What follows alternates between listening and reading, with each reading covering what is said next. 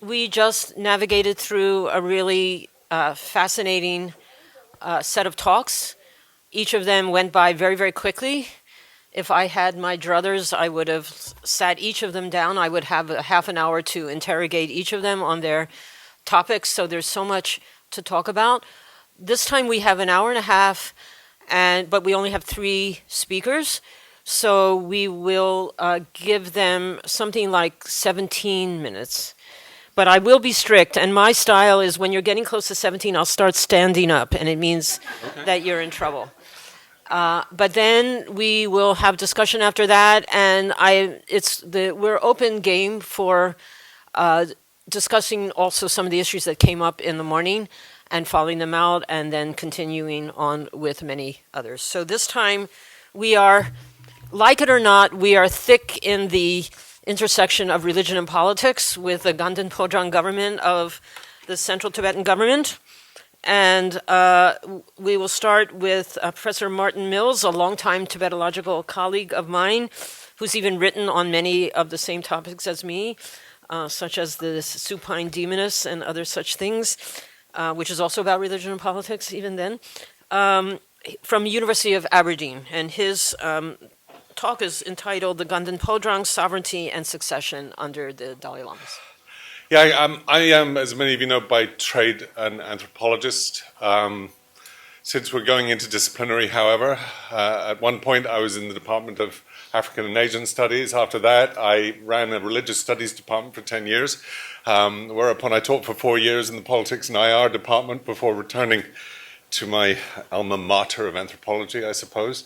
So today I thought I'd kind of give a little space for constitutional questions, since we're talking about the religion and politics issue. In particular, I've been asked to look back on the question of the history of the Ganden Podrang. And here, I think for those who aren't familiar with it, let's just start with something very, very straightforward. The Ganden Podrang as a term refers to the inherited patrimony of the Dalai Lamas across lifetimes. It refers primarily to an estate that is inherited from one lifetime to the next. And as far as that's concerned, it's important to know that the Ganden Podrang questions of inheritance raise the question of identity and who one is talking about when one talks about the Dalai Lama. Because in the situation particularly of rulership, it is very rarely the case that anyone has one identity that you can kind of nail down. In this regard, if I was seeking to translate this to my fourth year anthropology students in our comparative constitutional class, I would seek to raise the distinction between the concept of a person in legal international terms and the concept of an office. Because these inflect very substantially on the question of inheritance. And just put that there so I'm keeping to time. The President of the United States is an office. It exists within a persona ficta of the state, that is a fictional person of the state as a whole, a specifically Christian concept that derives from Pope Innocent IV in the 1200s. So we need to have a few kind of careful questions about that. And the President of the United States as an office within that persona ficta cannot, for example, give a will and testament should he die, passing the White House on to another person, okay, because it's an office. Whereas I can pass my house as a person to whomever I put into my will and testament. So I just like to kind of keep people focused on that distinction because it's helpful in the larger geopolitical context to maintain that distinction. Within the Tibetan context, it's also worth noting that the office of the president exists, as I say, within a larger fictional legal person of the state. States are legal persons. They can own and they can commit crimes and they can do all of those things as corporations. Whereas by and large in the Tibetan context, a labrang emerges from a person. It is the personal possessions of a person which are passed on to the next lifetime. Okay, so there's a subtle inversion there. by and large, most people in the West are used to the concept and habitually used to the concept of an office existing within a person, whereas Tibetans actually habitually tend to move towards an office emerging from a person. And so in general sense, I'd frame that because those are important distinctions. Now, the Tibetan tradition regarding the Ganden Podrang does distinguish something like this. It is important, if I go back to the concept of the corporation as effectively a Christian product from the 1200s, it is important to note that there are important distinctions here that we can't necessarily follow. So whilst I've said it's a useful thing to talk about, I want to put a few caveats in there, particularly when it comes to the question of the Dalai Lama's role in the constitutional concept of Chosi Zungdrel. Now that concept has been translated as a unification of state and religion. It's not a terribly good translation, the unification of politics and religion. It's Ch, which really is, of course, Dharma, and Si, which refers to the temporal existence of institutions within lifetimes. So it's more of a discussion of the nature of time and temporality than a classic discussion from the West of the distinction between church and state.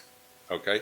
Now, as far as that is concerned, the Tibetan tradition within the Ganden Podrang clearly distinguished between those two.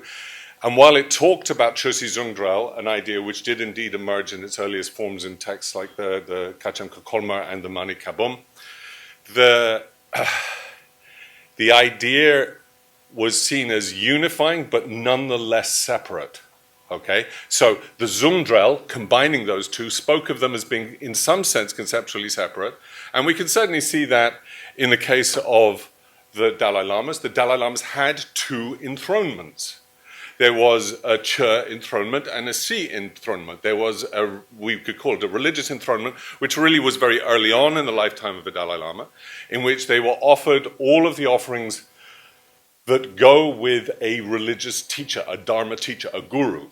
Okay, so for example, the statue of the Buddha, a Mahayana Sutra, a small stupa, and so on and so forth. All right, those were the offerings that were given to denote the sovereignty over religious matters. Okay.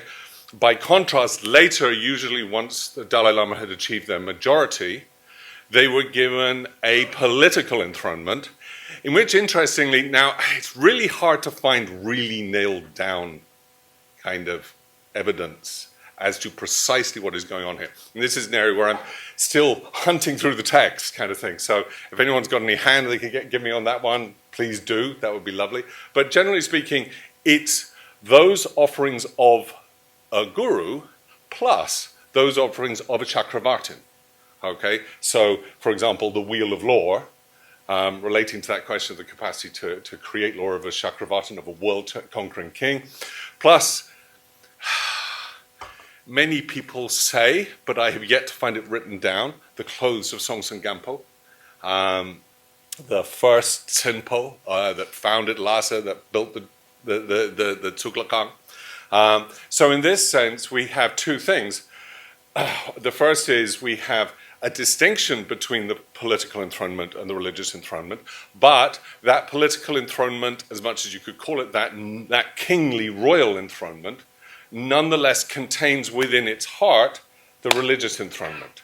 Okay? So it's not that they're totally separate from one another, it is that the political enthronement is based on or emerges from the religious enthronement. Not an entirely unusual context for those of you who actually sat through the 3 hours of King Charles III's coronation. I did. You will note, for example, that when they put the screens around him, the first robes he is given are the robes of a priest. And on top of that, the robes of a knight. And on top of that, the robes of a monarch. Okay, so it's not a totally unusual scenario as far as that's concerned. In this sense, there was a sense in which the political authority was seen as resting on the religious authority, which is why in the phrase Chosi Zungdrel, Che comes first, not second. Okay? Religion, it's not state and religion, it's actually religion and politics, if you like, the religion and the temporal. Now, as far as this is concerned, that distinction does seem to have a real thing, but again, we're still slightly working on this. So if I sort of said the Ganden Podrang's history actually has about 5 constitutional stages to it. The first stage is a non-existent stage, and that is the life of Gedundrup, the first Dalai Lama. Okay. Now, there is not a Ganden Podrang at that time because there is no inherited property from him. So the Ganden Podrang is actually founded in the lifetime of the second Dalai Lama as inheriting that property and giving an estate and creating a house that speaks about that lineage, that is attached to that lineage as the personal possessions of, at that point, not even named, of the reincarnation of Gedundrup, of the second Dalai Lama, even though that term is still not being used. And that, of course, is the lower house at Drepung Monastery. Then, of course, we get the shift, and I'm going to go over this really quickly and simplify this terribly, but we get the shift that occurs in 1642 during the 5th Dalai Lama's reign, in which Guthrie Khan offers the conquered lands of Tibet as a religious offering to the 5th Dalai Lama. And this creates the concept of the Ganden Podrang as a government, and includes that shift towards political sovereignty.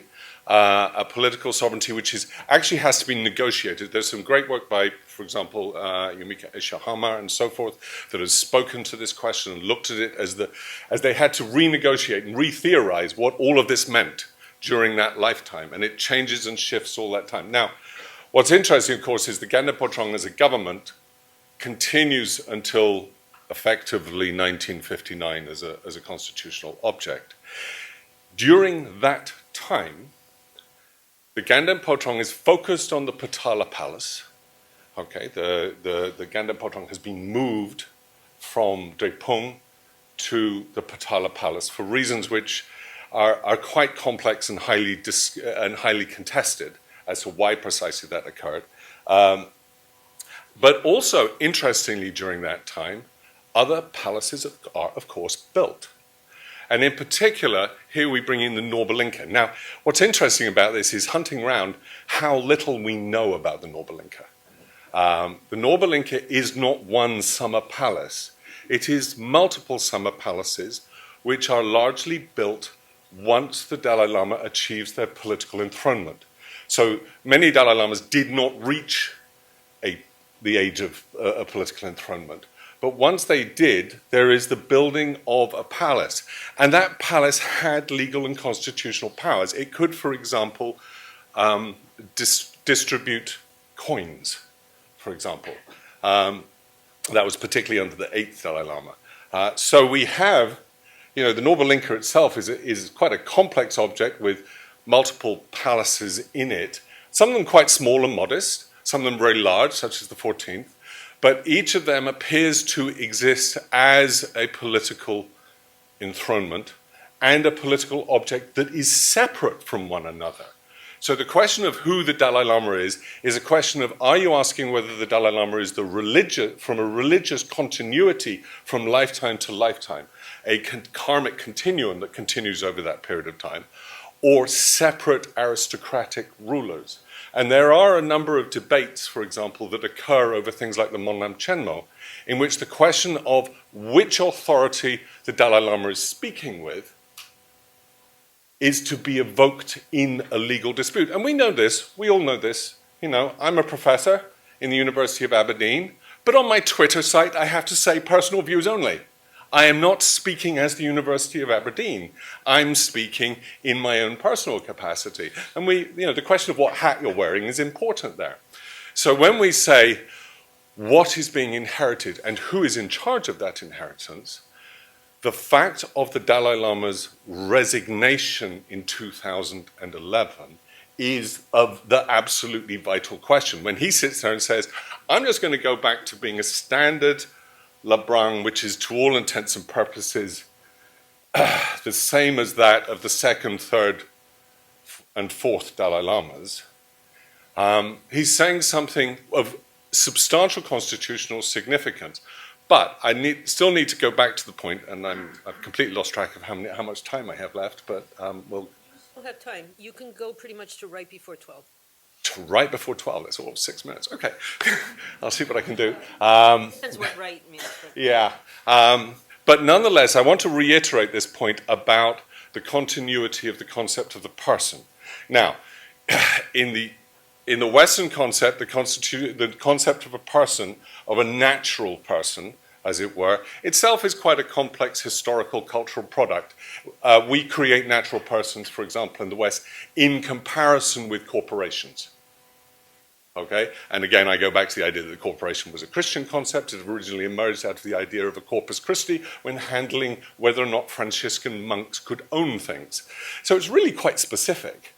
So we need to be a little bit careful here, in particular because the continuity of the person of the Dalai Lama as a continuity of intention and will of a bodhisattva is one that has a particular shape that doesn't look anything like a natural person as we would talk about it in the West, okay? In particular here, I need to evoke the concept of chitungchile, the concept of communal or public karma. Now, this is something that isn't discussed an awful lot. I began to do some work because it became increasingly obvious that I couldn't understand the Ganden Podrang while hanging on to a purely individualized idea of karmic rebirth, of the Dalai Lama as a sort of sealed container that can be chopped off in the corner, as it were. The Dalai Lama's reincarnation is not simply one person with a karmic link just to that previous person. There is a communal karma. Now, that communal karma idea comes from Vasubandhu, it comes from Asanga, it's written about by Patrul Rinpoche in Kunzang, in Words of My Perfect Teacher, it's written about by Tsongkhapa, it's written about by Pabongkar, it's written about by a ton of people, and we constantly avoid it in the West because of the strong idea that karma is about the individual. But the truth of the matter is, if I kill someone with a knife, it is not just the karma of my hand that it isn't isolated, that's my karma. If, and here I go for someone like Vasubandhu, if a general instructs their soldiers to kill 1,000 people, each of the soldiers may kill one person, and that's the karma they get, but the general gets the karma of 1,000 deaths. If we go for someone like Patrul Rinpoche, he sits there and says, look, if I own 100 sheep and each of them is munching away, killing lots and lots of sentient beings as they during harvest time, I get all the bad karma because I own those sheep and I've taken responsibility for them at an institutional level. Now, we see this in the concept of the Dalai Lama, that when it comes to talking about the Dalai Lama as a person, they exist within a complex matrix of karmic interdependence. It's called a tendril, that links them to others who exist in gift-giving relationships from one lifetime to another. Gifts of teachings are given, and then they're giving back in the next lifetime. And we can see this because it influences who is chosen to witness the reincarnation and the recognition. And those persons, and those persons are generally of four types: close disciples, who know personally, those who work very closely with the Dalai Lama. So, for example, the person that was mainly seen as the primary witness for the reincarnation of the third Dalai Lama in Mongolia, the person that was sent was the third Dalai Lama's personal chef, his cook, and his estate manager. Those were the guys. It was only later the big aristocrats and abbots turned up. The first witnesses are the ones that personally know someone, because how can you recognize someone unless you know them?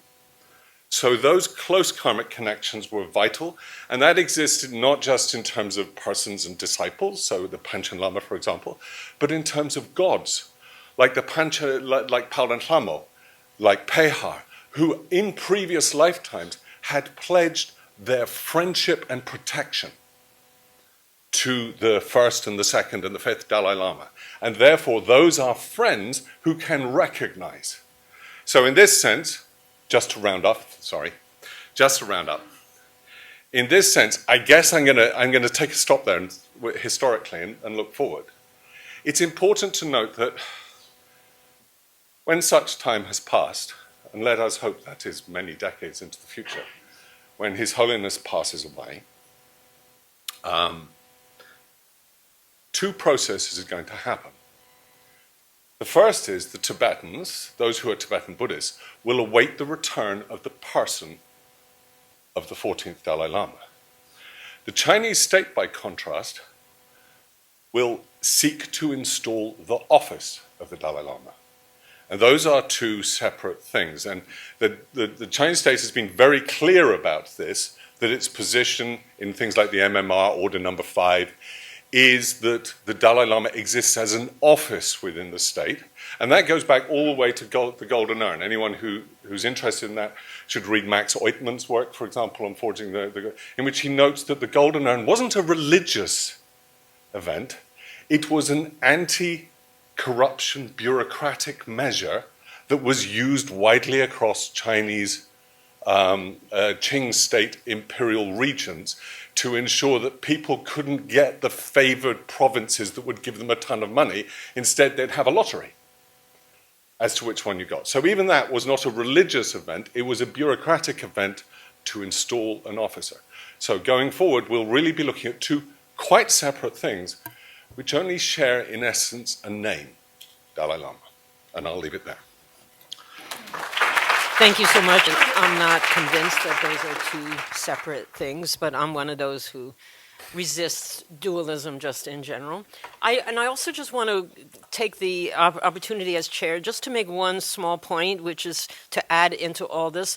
The earlier notion in Tibetan society that we can detect prior to the entrance of Buddhism, this notion of trulki gyabo.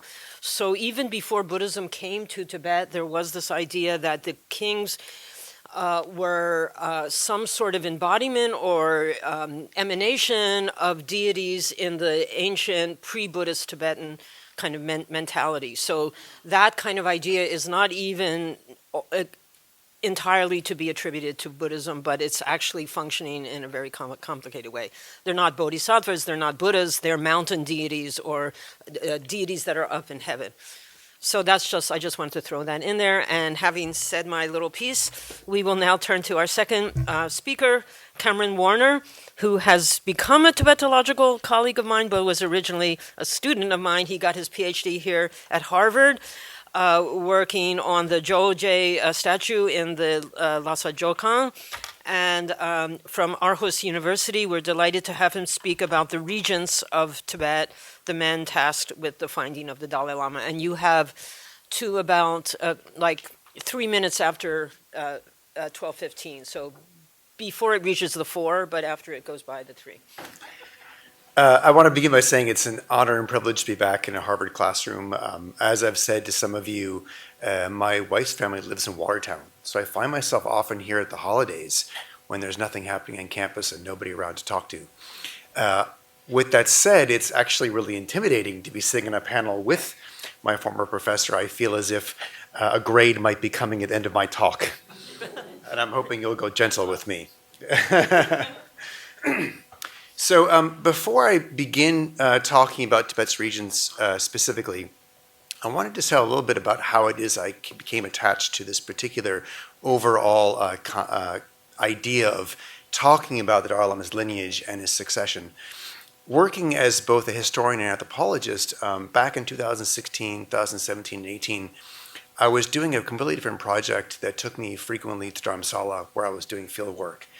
And because I was there, I ended up having conversations with Tibetans in the area who were speaking to me very privately about a series of controversies that were happening in the Tibetan community at the time.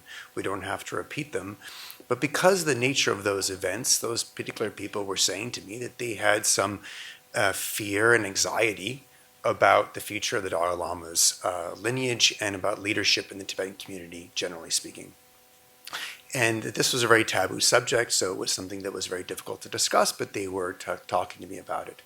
So out of interest over time, I started looking a little bit into these issues, and what I saw right away was that a lot of research had been done by our colleagues in Tibetan studies on the Dalai Lama's decision to devolve his political power onto an elected executive. And we have, very privileged to have Lobsang Sangye here with us, and thank you to everybody who organized the conference. What I didn't see was that anybody in our research community were paying attention to the other things that were happening in the succession process. For example, the meeting of the representatives of the different lineages to talk about the process, or the kind of resolutions the CTA was coming through with, or other kinds of events. And so I started getting a perspective that the succession wasn't something in the future. The succession was something that was a process that happens over a very long period of time, and it already started. And yet the Tibetan studies community hadn't paid any attention to it. Maybe because the taboo, or maybe because we were studying other subjects. So a group of people started discussing quite privately, what does this mean? And the first thing people started talking about is, especially those of us who are anthropologists, started seeing that we had existing research projects, all different kinds of fields, but these projects were being affected by this concern in the community that there was a need for more discussion and yet a taboo. So that fear and anxiety was affecting those other ongoing projects. Then separately from that, there were people who were interested in thinking about succession itself as a research project, whether looking at it historically, are there examples of it, or following what's happening presently. And that led to this decision by us for me to apply to the Independent Research Fund Denmark for a grant just to put together a research network, to be able to facilitate people getting together to have research conversations about related issues. And so we had a conference in Aarhus in 2023 looking at the Dalai Lama himself, his innovation and impact. We had an online lecture by Martin Mills, which was quite interesting. We had a conference that was referred to earlier in the panel this morning in Boulder, Colorado, looking at the devotion to the Dalai Lama and so forth. A number of the people who participate in the network are here at this event. This is not one of our events. This is Harvard's own event. It's very separate, but it's related. And then we're having a conference in Paris in June. And the conference in Paris is looking at historical examples of succession in the Tibetan, Himalayan, and Mongolian communities, or recent examples done by anthropologists and they want examples that are not about the Dalai Lama. We're looking at other examples of succession in order to create a much broader kind of empirical data set of what does succession look like in this larger community. If any of you are researchers who have an active project that is related to a particular example of succession and you would like to join us in Paris, please let me know and we can talk about that. So that's how I come to be standing here. And then I was asked to give a presentation specifically on Tibet's regions. Not exactly my particular research specialty, but I've done my best to read through as many sources as possible. And I don't think I need to explain to anybody in this room exactly what a regent is in a European sense, right? Obviously, this is something that comes out of the European monarchy tradition. But the concept of the regent in the European monarchy tradition, it doesn't map on so well to what it is we're trying to understand in relation to the Dalai Lama's lineage. With the Dalai Lama's lineage, what I'm concerned about in this presentation is focusing very specifically on who are the people who end up being involved in the process of trying to find, test, confirm, and select a Dalai Lama. So we have this perception that that is a regent's job, but I hope through the course of this presentation we'll start to dispel that notion a bit. So the first thing we need to do is deal with the issue of terminology. There's a lot of words in the Tibetan language that potentially could be translated as regent because of the way these words have been used in particular times and places.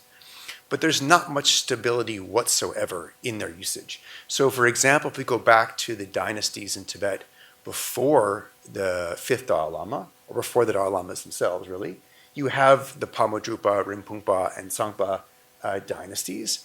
And those people were rulers of central Tibet, and they used for themselves words like Desi and Depa and Chogyal, words that later in the Dalai Lama's lineage are used for something that we think of as a regent.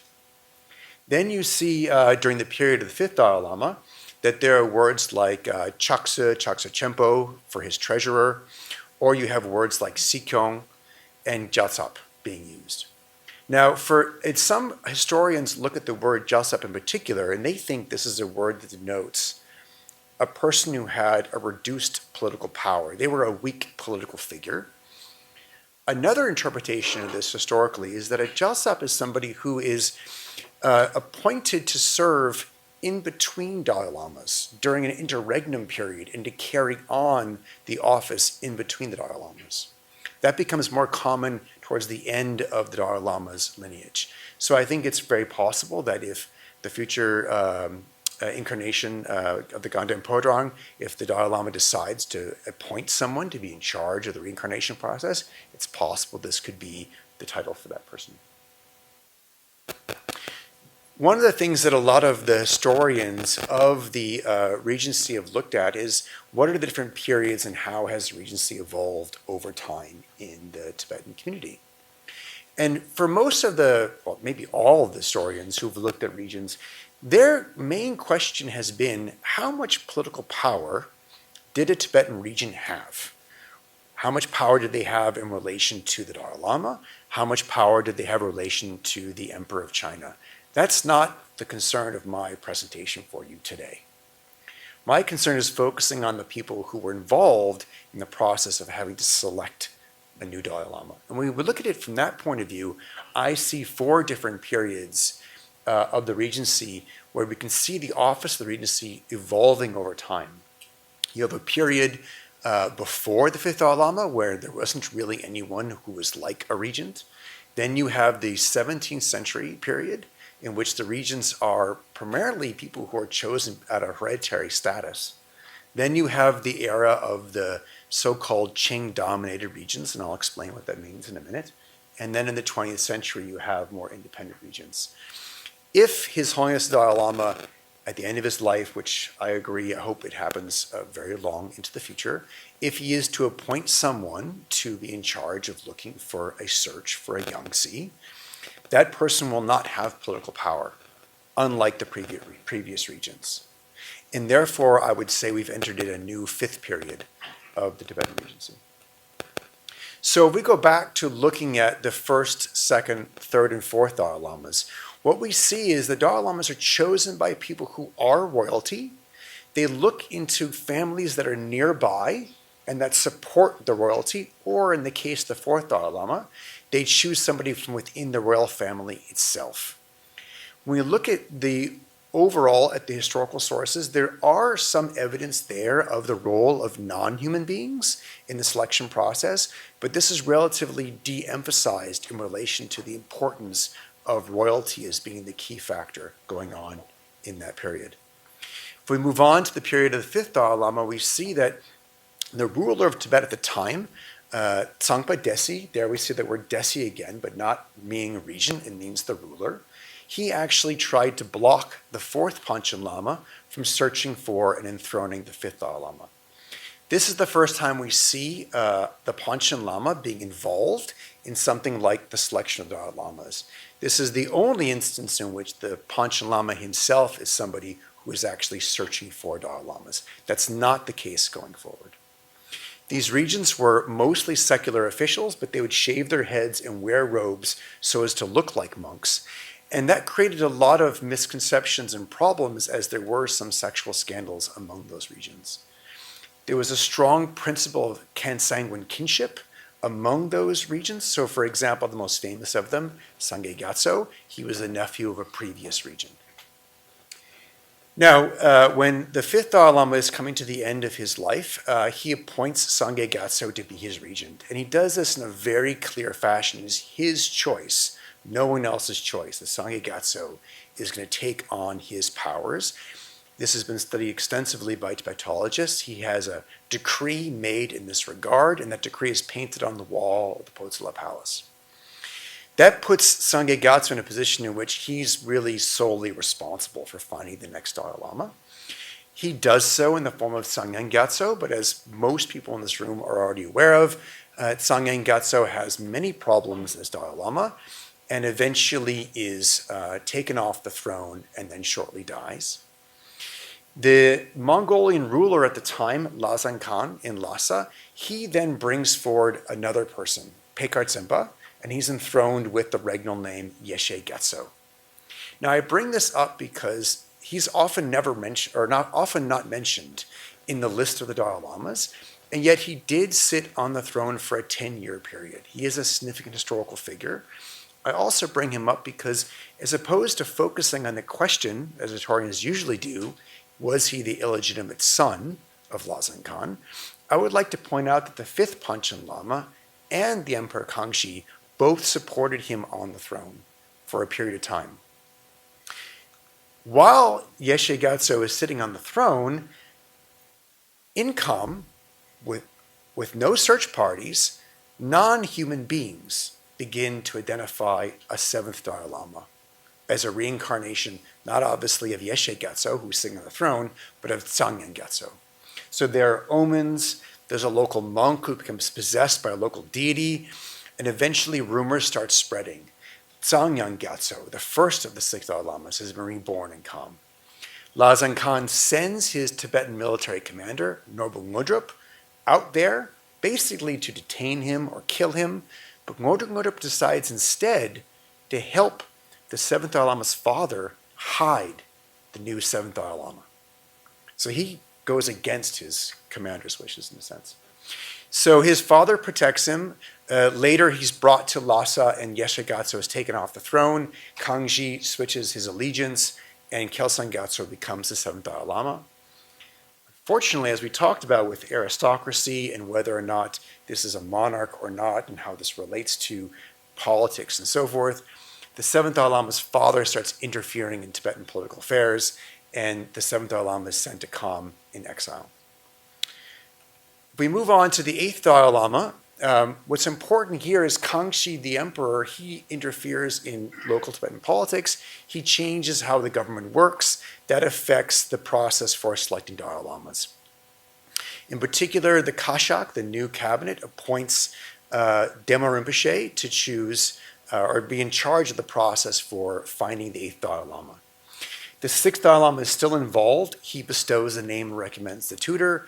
And the position of regent then starts rotating back and forth between either a position where somebody serves as regent in Lhasa, or they go to Beijing and they're either the imperial preceptor or they have the title Lama of the Seal in the Qing court.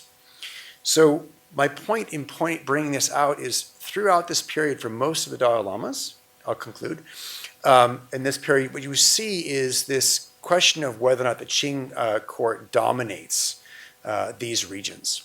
So to conclude, what I want to have us to take away from this overview, I didn't have time to go through all the later Dalai Lamas, but there is succession is something that it happens through an assemblage of many different kinds of people. It's a lengthy, complicated process with many different kinds of actors. The Ganden Podrang is involved, a number of Labrangs and Lhasa who are the sources for the who be proposed as regents are there. You have the Panchen Lama's involvement. You have a number of different figures from the Ganden Tripa, from the Sera Monastery and Drepung Monastery involved. Sometimes until the 13th Dalai Lama, you'd have foreign political influence, not in the case of the 13th or 14th Dalai Lamas, and you have non-human actors.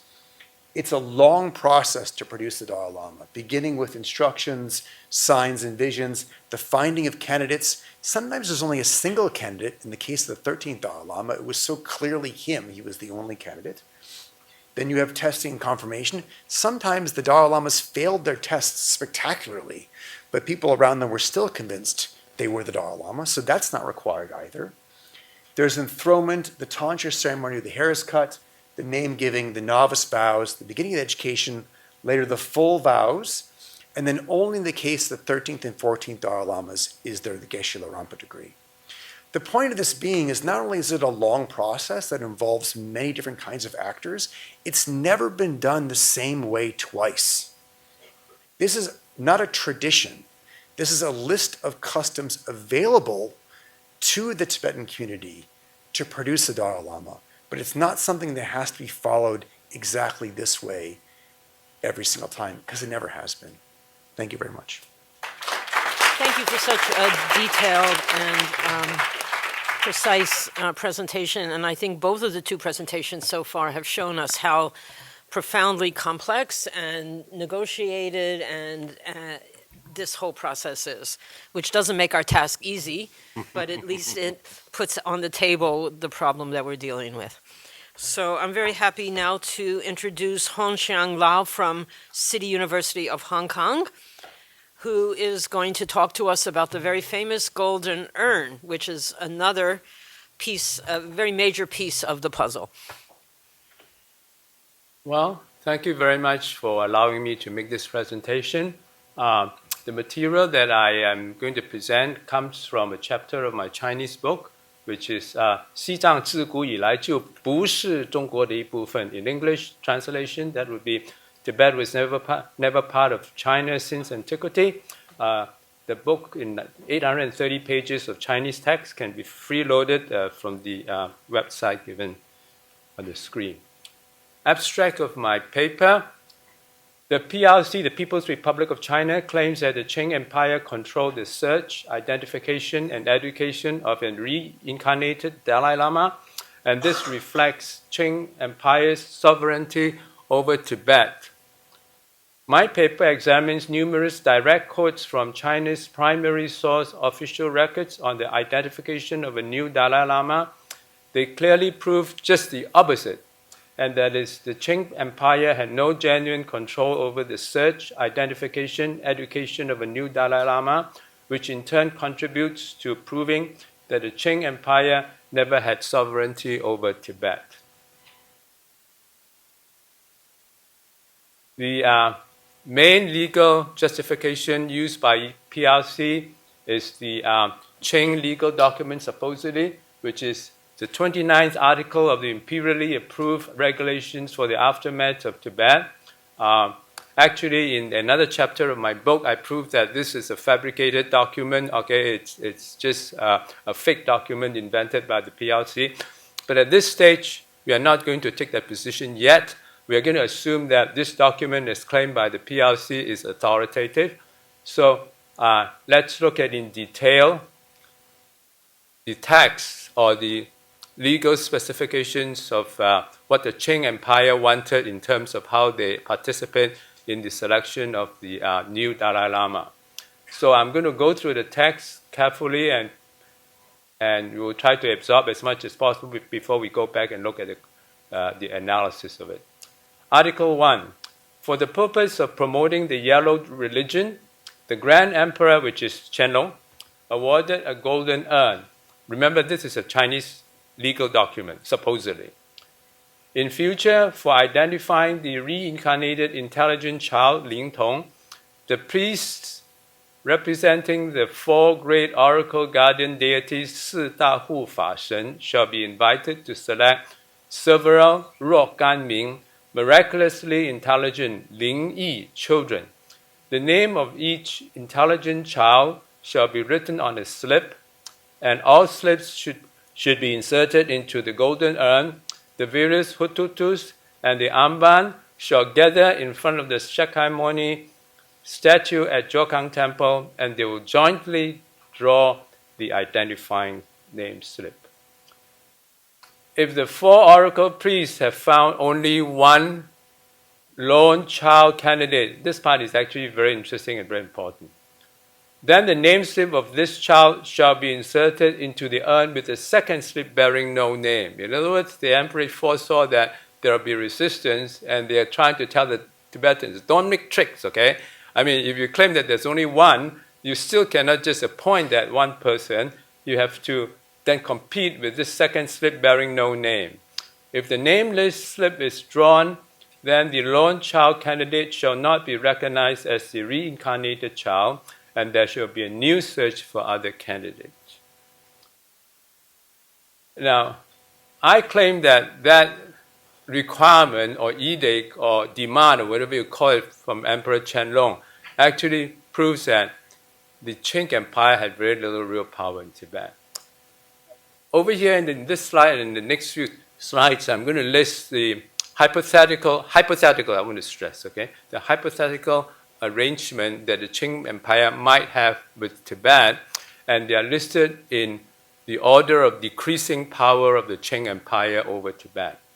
Grade 1 will be the most important, the most powerful scenario possessed by the Qing Empire, and that is the Qing Empire selects and appoints the Dalai Lama as the Qing government appoints the Amba, the provincial governors, Zhongdu Xunfu, and the generals, and that's the empire, the emperor has all the power. Okay, that's grade 1. Grade 2 will be a lower level, and that is the Qing Empire dictates or dominates the process of searching for and selecting candidate children, but the local have some say. Grade 3 is the Qing Empire searches for and selects candidate children in conjunction with the Tibetans. Grade 4 is that the Tibetans are allowed to select a pool of candidate children by themselves. Then the Qing court appoints one of them as a hooligan. That is very similar to the process that we have in a lot of American and Western universities in appointing a president of the university. You have a search committee that creates a short list, and the short list is submitted to the Board of Regents or the Board of Governors, and then the Board of Governors or Board of Regents then appoint the final one. Okay, it's what we know as shared governance in Western universities. And then grade 5, the Tibetans are allowed to select a pool of candidate children by themselves. Then the Qing court collaborates with the Tibetans to appoint one of them as the new hooligan. Grade 6, the Tibetans are allowed to select a pool of candidate children by themselves. Then the Amban and Tibetan jointly draw lots to select the winner. However, the Qing regime has the right to veto or disqualify the winner of the lottery. That's even weaker. Grade 7 is about the weakest, but not the weakest. The Tibetans are allowed to select a pool of candidate children by themselves. Then the Amban and the Tibetans jointly draw lots to select the winner. The Qing Empire must accept the result of the lottery, but the Qing regime has the right to ensure that the hooligan receives a Chinese cultural political education. Grade 8 is the last one, which is the weakest. The Tibetans are allowed to select a pool of candidate children by themselves. Then the Amban and Tibetans jointly draw lots to select the winner. The Qing Empire must accept the result of the lottery and has no power, influence over the kind of education the hooligan received. As a matter of fact, the hooligan received only a traditional Tibetan education and did not receive a Han or Manchurian education. However, when drawing lots, the Qing Empire is empowered to ask the Tibetans to use a golden urn provided at China's expense and free of charge to the Tibetans. As you can see from the 29th article, what the Qing Empire had with Tibet is grade 8. This is surprisingly modest, considering the fact that the Qing Empire was vicious in imposing the laws and regulations to the people that were under the rule. The most famous one to a Han person like me is the famous Liu Fa Bu Liu Tou. If you don't follow the Manchurian hairstyle, your head will be chopped off. And this itself, I think, should promote a lot of questions as to why was why was the Qing government so humble in the request. Humble as this request may be, the next quotation will show you that even with that modest request, the Tibetans refused to cooperate. We look at the Qing veritable records about how it was applied. 15 years later, which after the so-called promulgation of the requirement of the Qianlong Empire that was shown earlier, which was in 1793. 15 years later, that was the first time that requirement was put to test, and that's in the identification of the 9th Dalai Lama. Okay, and that's in year 1808, 15 years later. So this is the decree of the succeeding emperor, which is the son of Qianlong. This is Emperor Gyatso. That's a decree to the cabinet, and there's a direct translation from the most authoritative Chinese official primary record, and that is the veritable records of the Qing dynasty. It says, this time the birth of the hooligan was accompanied by many auspicious omens. It is truly a blessed event. This is the emperor talking to the envoy and talking to the cabinet. not talking, I mean writing to them. And we should rejoice when the envoy, touching which is the envoy, when he was giving this order to the envoy. When touching arrives Tibet, he should instruct Panchen and the Hututu Das. In other words, the emperor is telling the envoy how to talk and what to say to the Tibetans. Previously, when a Hubligan was born, the evidence was weak and inconclusive. There was no evidence of that, but that's what the emperor declared. This time, the new Dalai Lama is just 2 years old, but miraculously intelligent and recognizes his previous incarnation. Such undoubtable evidence has never occurred in the past. Even if Emperor Qianlong were here, he would have also immediately and magnanimously approved the waiver of the lot drawing using the golden urn. However, this is a unique event with solid and undoubtable proofs. In future, the written rules must be followed, and this decision cannot be cited as a precedent. If a child is claimed to be a Hubigan with meager evidence, once this behavior is discovered, the perpetrator will be punished for the baseless fabrication. Also, the armband and the others are ordered to preserve this decree for further reference. Moreover, the envoy Terching-er is ordered to do the following. When Terching-er bestows presents to the new Dalai Lama, and the red one is actually the most revealing of all, because you have to remember, earlier on, the emperor told the envoy to tell the Tibetans that, yeah, we know that the new Dalai Lama is, although he's only 2 years old, but is miraculously intelligent, and blah, blah, blah, blah, blah, and undoubtable evidence has never occurred in the past, and blah, blah, blah, and so forth, right?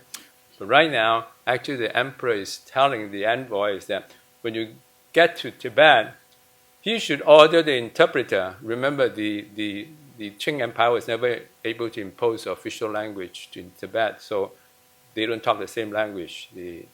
So anyway, the interpreter to inquire about how the Hubligan was examined and what were found to be exceptional. The sham is completely exposed. Okay, the emperor actually was forced to sort of agree to whatever the Tibetans wanted to do, and then now they're saying that, yeah, I'll just accept your word that you have all these miraculous evidence, but I really want to know exactly what I'm agreeing to. Yeah? And then report the details to the court. So I think if you read these original texts in detail and use your common sense, you can see that, number one, Qianlong was very humble, not because he's a humble person, he's a very, very non-humble person. But he was asking for very little. And then, but this is only about 0.2% of my Chinese book. I recommend you to read my book. I want to declare that I'm an ethnic Han Chinese. I'm not a Tibetan and I have no Tibetan relatives or close friends. All my research is self-funded.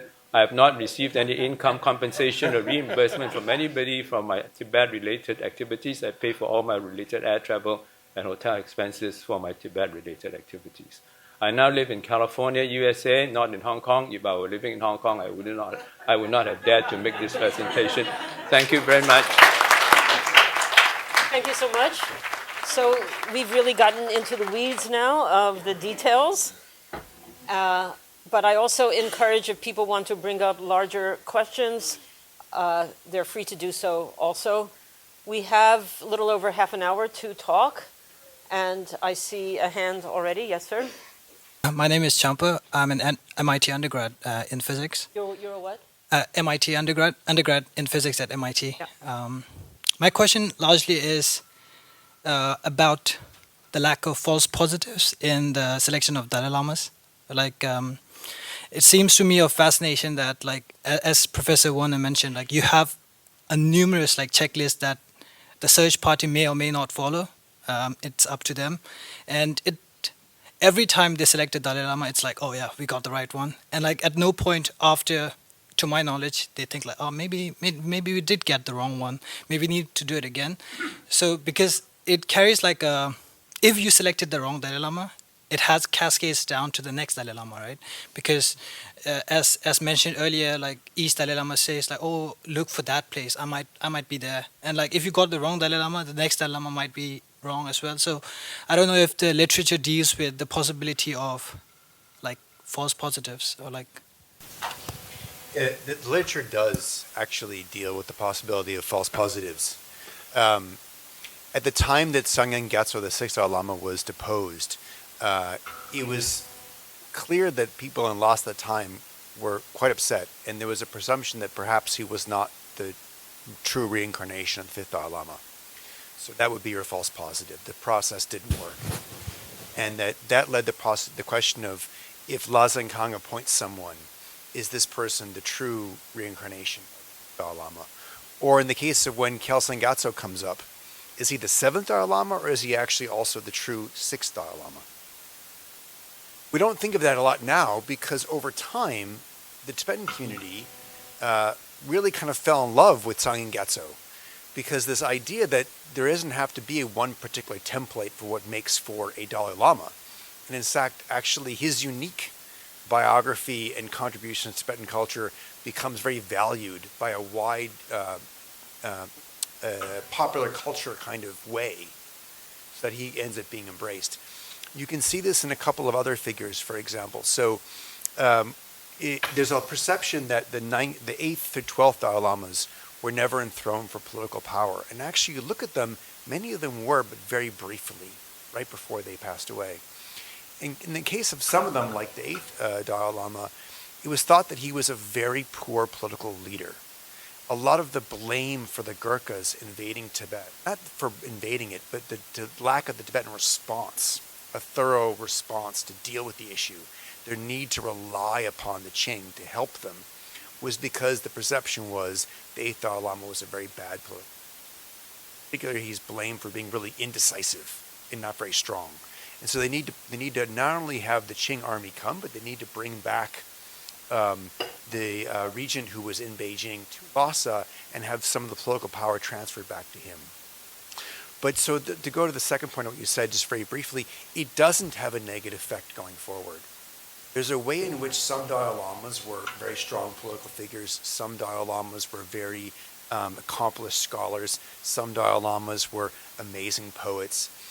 It's possible that there could be many Dalai Lamas in the future who each have, a range of skills that might be very different than previous ones. And of course, the fifth Dalai Lama famously failed the identification the tests, and he actually writes about that in his autobiography later. And that there's quite a bit of pressure on him to work really hard and study really hard and everything on those lines, because he kind of failed those tests. And there's a subtle discussion there that he failed the test because he was the fifth Dalai Lama, but there were obstructions, there were bacha, there were spiritual obstructions that led to him failing the test. That's kind of mentioned once. But the general thing is, you need to work really hard now because you messed up those tests. So there is a discussion, and it links to the fact that many incarnate lamas themselves were often doubtful of their own. I can think of Jamgon Kongtrul's autobiography, for example, and he basically sort of sits there and says, they gave me the Jamgon Kongtrul lineage. It was a defunct lineage, a defunct Labrang. There wasn't much to it, but this is a good tax dodge. Because it was a tax. It had tax implications whether someone was an incarnate, because it linked to their tax obligations with regard to the Labrang or with regard to their natal household. So actually, you were shifted in tax status, and he kind of makes the argument that they really just wanted me to continue because I was really good as a secretary and I was really good as an administrator, and it kind of annoyed him. So I think there is a discussion that sort of surrounds it, and I think with reference to the sixth Dalai Lama, you could sort of say there were consequences, and they did tumble out for the next kind of 100 years or so. So I think that there is, but it doesn't affect the general view that this is the institution that people would like. The problem with it is, of course, there are no rules across the board, and that is for very good reason. to a large extent, I may get in trouble for saying this, to a large extent the incarnate tradition is a bottom-up tradition rather than a top-down tradition. It isn't created by a body of rules. It is created by a series of institutions being persuaded that they should put their power and their land and the Labrang and so forth in the hands of this person here, and they are persuaded by the witness statements and everything on those sides. So it is a negotiated process. It isn't a law-driven process because it's bottom-up rather than top-down. I think that's a really, really important point, actually, that, again, it makes our task very, very difficult, but it is a cultural negotiation. You do need to have good faith partners who are able to discern, what is the will of the people, what is for the good, and it does leave you, when it's a regulated, law-driven process, it's sort of kind of maybe easier to follow the rules, and yet you don't have that full participation of the people as well. So it does alert us to how complicated. So it's a really good question and fantastic answers. I have nothing to add. Okay, thank you. Further questions from the audience? My name is Jigme and I'm from University of Calcutta. I have a question for Cameron. With regard to the succession of the Dalai Lamas and all, do the family members of the previous reincarnate, do they have any role to play in that? Well, interesting question. When you look at the biographies and the studies by various Tibetan historians and Western historians, you do not see this happening directly very much. What you might see sometimes is there is a phenomenon in which if a Dalai Lama is identified in a particular family, then it becomes more likely that other tokus might be found in the family. Not necessarily in the immediate nuclear family, but in the larger family itself. A perception that somehow this family has a degree of positive karma that would result in that. And for other tokus, it would make sense to take birth into a family like that because, as His Holiness Dalai Lama has said, it only really makes sense for a toku to take birth into a place and time in which they will be found educated and able to continue their activities. There's a reason why that makes sense. So in that sense, then, if you think of the Dalai Lama institution as something that is also in need of support from the people, then to have support from other people within that, of those aristocracy in the families would make sense. For example, the people from the 13th Dalai Lama's family being involved in some of the early process of looking for the 14th. But they don't have nearly as much influence as the tokus from the major Gelugpa monasteries, especially the ones who were being appointed for the task by the Kashak, or for the influence that normally the Panchen Lama would have, although he didn't have in the case of the 14th. So a little bit yes, but mainly no. It is obviously you have, for example, the Yabchi families who continue having aristocratic lands because they were the family that gave birth to a previous Dalai Lama, and that obviously raises them into a particular position within the aristocratic structure, and that's item number one. There is some suggestion that the lineal relationships that previous Dalai Lamas had that came from their families with certain deities become continued on into the history of protectors and so forth for later Dalai Lamas, even to the extent of household birth gods and so forth, that those continue on from lifetime to lifetime and affect the recognition process later, but it's a relatively weak influence.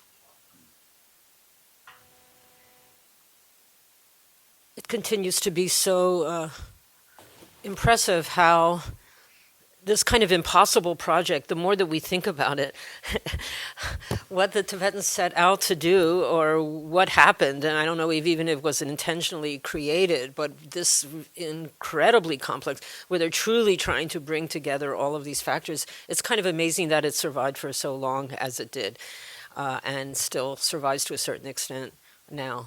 But Yes. My question is about ownership that the Qing dynasty attempted to claim over the reincarnation process, and how you envision the CCP attempting to do this in the future with the 15th Dalai Lama, for example. As we saw, it's a religious process, but the CCP is a very non-religious entity, right? So how would you imagine this? I don't think I can answer this within 1 hour. I don't think anybody can. But I'll try to answer it in 2 minutes. Actually, I would like to cite what Professor Shen has already mentioned just now. The Qianlong, in trying to, in my terminology, interfere with the process, declared, first of all, that 佛本无生，何来转世? The emperor actually started out by explicitly discrediting and invalidating the whole concept of reincarnation. He actually said, 何来转世? There's no such thing as reincarnation.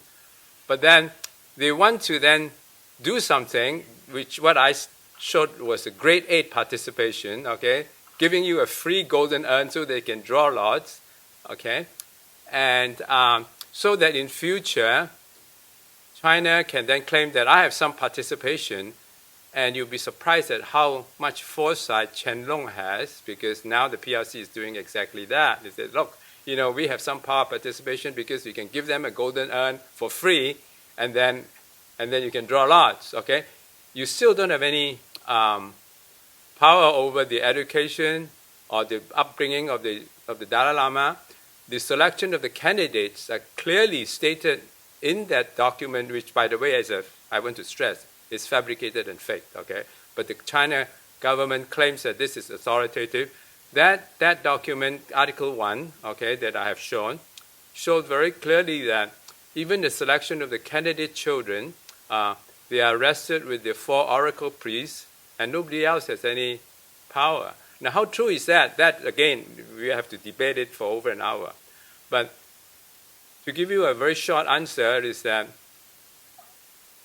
the Qing Empire and the PRC actually has no legal basis and no moral basis for actually interfering, besides giving another free golden urn to the Tibetans in Dharamshala. That's a very short answer to your question. Okay. Can I ask a follow-up question? Yeah, sure. Yeah.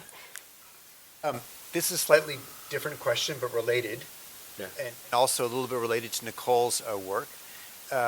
After the time of the Cultural Revolution, the possibility of searching for tulkus arises, not the Dalai Lama, but just tulkus in general arises, the 10th Panchen Lama is asked about how should this be done. And he makes a proposal that the golden urn be used, but it be used in the Tsulakang under the Jo Rinpoche statue, so that the Buddha himself can be the one who makes the final choice, basically, over the what kind of way should we understand the Panchen Lama making this statement? I'm not familiar with the details, and I may be totally wrong, because my specialty is really I'm doing research on the Ming Dynasty and the Qing Dynasty and how much sovereignty the Ming and the Qing and the Yuan Dynasty had over the Tibet territories. If I'm not mistaken, my impression is that you're asking for my personal opinion. I don't believe in that stuff to begin with. You don't believe in what? And I think the Panchen Lama is He doesn't believe in that stuff anyway. The whole being thing. forced by the Chinese government to be cooperative. If I were a Panchen Lama, I would have just simply used the Chinese records to show to them that it's none of your business. But that's my very personal opinion. Go ahead.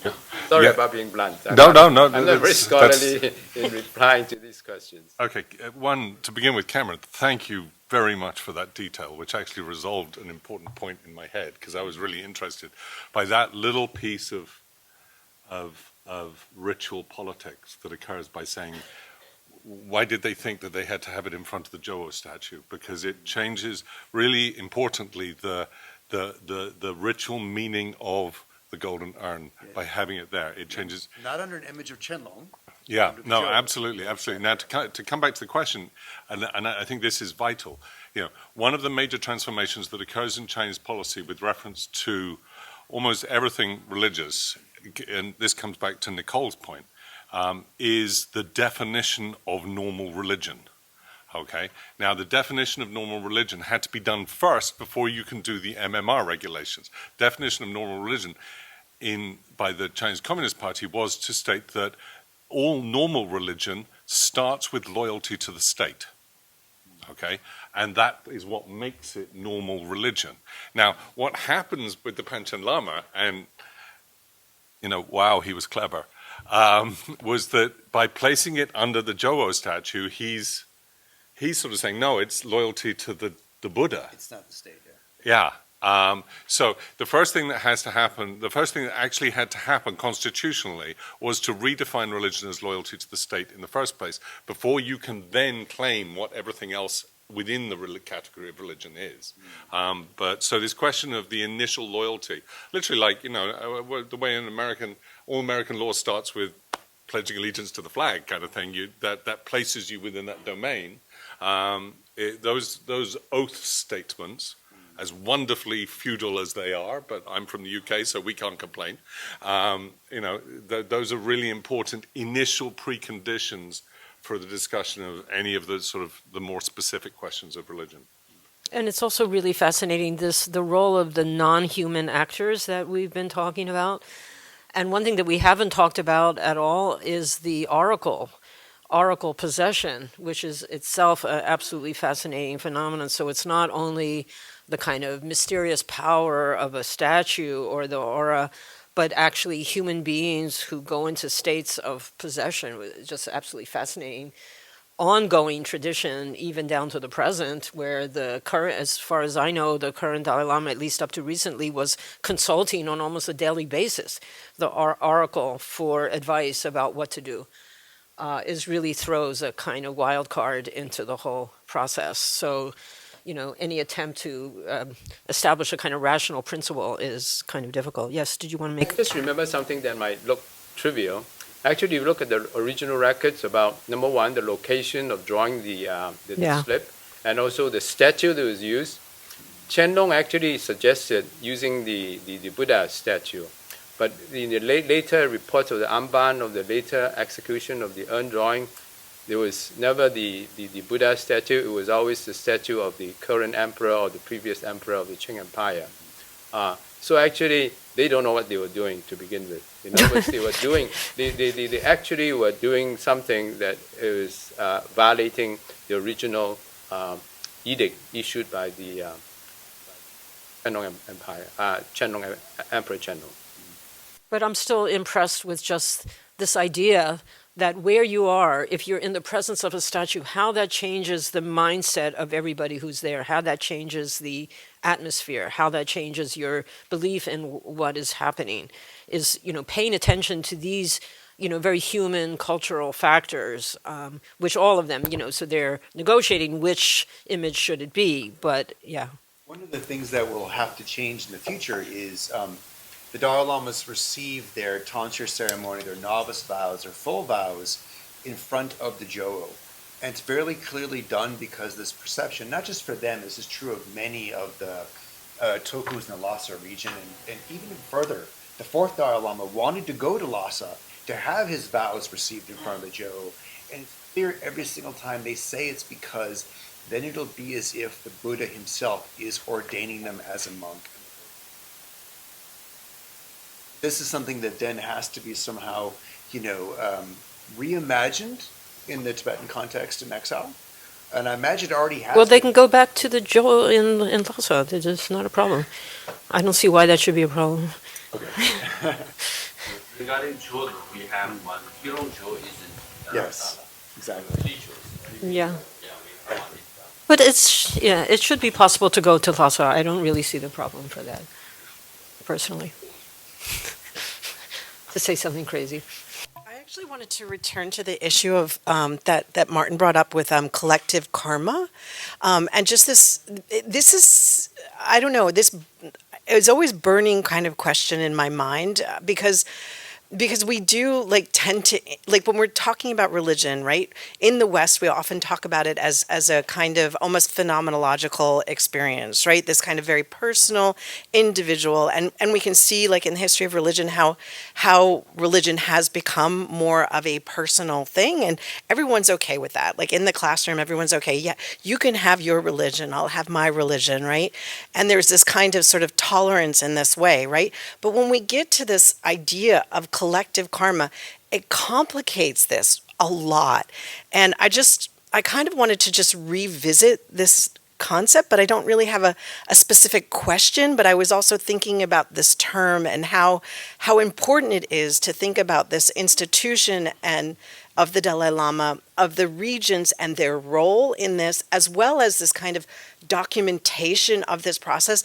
I don't think those documents are fake either. Like, I don't remember, but I remember doing this with Elliot Sperling, like looking at the Tibetan document and the Chinese document and comparing them, and there's a lot of similarities. So I don't think these 29 articles are fake, but there is a bureaucratic influence there. So there's so many different dimensions, and can we relate that back to collective karma, or is this just me making this kind of like way like, yeah, I don't know, out there leap? But in so many ways, like that kind of interdisciplinary thing that we do, that we're doing here, is a kind of collective karma, right? I don't know. It's a question. Is it? Is it not? That's the way I'll form it as a question. I mean, the concept of collective karma, which is, I'm going to make a big argument for. I'm not going to advertise the paper I wrote in 2015 called Perils of Exchange, which covers it in as much detail as I could handle at the time, but its consequences for our understanding of the institutions of governance is seriously underestimated in that regard, and particularly in questions of inheritance. And here people are really, really straightforward, and you can actually just go across the board. I mean, I remember Samdong Rinpoche, for example, himself just sitting there kind of going, well, you can share the collective karma, for example, of a dead person, and therefore act on their behalf after they have died, you know, if you share blood relatives, or you share inheritance, economic inheritance, or you share you're a disciple, for example, and those are the three major means by which you will be directly linked.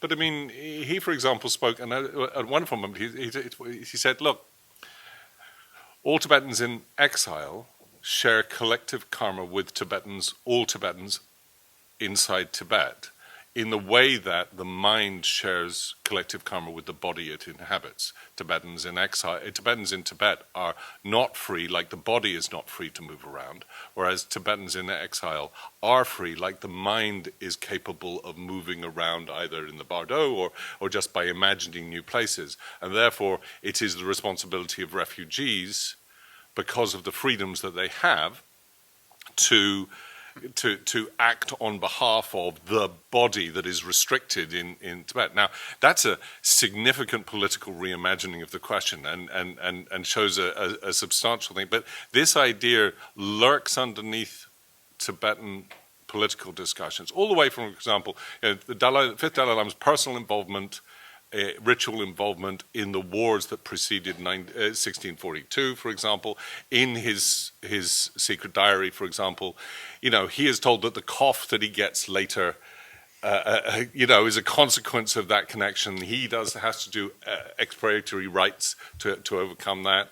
You go back all the way back to the Sawe Melong, for example, or even actually Kachem Kakonma mentions it, which is that, you know, ministers of war, when they retired, had to build a temple to expiate the karma that came from all of the things that they had instructed people to do, or the ruler would be harmed. So you have really substantial underlying dynamics that we really are only beginning to get a handle on right now. Nicole's point, maybe Professor Lau didn't hear your question, but I've read his chapter.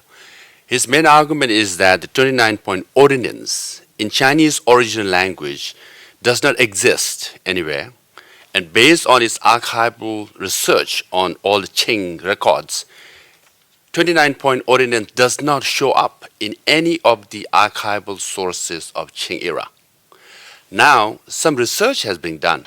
So there are two documents, at least one. It's a 29 29-point ordinance only in Tibetan language. Now the Chinese government is saying, is the original 29-point ordinance, the noting taken by the Amban office is being released. But they are still not showing the original copy of the Tibetan the version. But then what they have shown at the end, there's a photocopy. At the end, the signature or the stamp of the Amban office imposed. But even if you look at the photocopy, you can clearly see that that signature and the stamp comes from some other document. So that's why Professor Lau's argument is that where are the original copies of, in Chinese, it has to be big. It's a major, Article 1 is about reincarnation, but the 29-point ordinance is about the governance of whole of Tibet. It's such an important document, and the Qing are meticulously careful about keeping records. And his argument, it just doesn't show up. The only one is Tibetan. So that's Professor Lau's argument. Quickly. Yeah. We're Actually, cutting into our the lunch. most authoritative document of the Qing government on ruling Tibet is in the Da Qing Hui Dian. Okay, it's called Xizang Tongli, and in Xizang Tongli there's a Xizang Tongzhi. And in that document, which is publicly available, you can get it from the internet, there is no article on the drawing slips on the radar. So the only authoritative source is from the 29th article, which I claim is fake. So but that's besides the point. I think I was trying to make this argument over here that even by accepting PRC's version of the drawing of the urn edict, that still proves that the Qing Empire had no power over the Tibetans. Okay, thank you for a complicated and interesting discussion. We're going to have an hour's lunch. We're coming back exactly at 2, and we'll continue this afternoon. So thanks very much to three